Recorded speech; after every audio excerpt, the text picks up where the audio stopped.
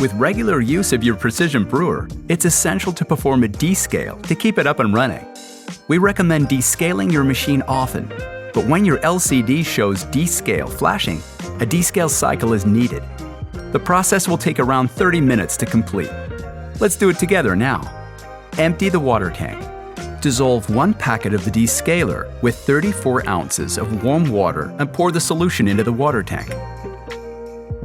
Then place the basket and carafe into place under the drip stop outlet. Make sure the carafe is empty and the lid is securely locked. Press the select button for 3 seconds to start the descale cycle.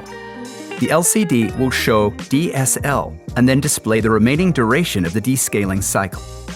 You should know that once the descaling process is begun, you cannot stop it mid-cycle.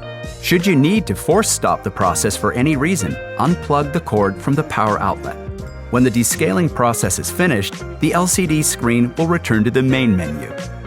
To ensure that there's no descale solution residual, invert the machine to empty the water tank. Then refill the water tank and brew with clean water through the machine twice. Discard the water from the carafe and rinse thoroughly. Now, you're all set to brew that quality cup.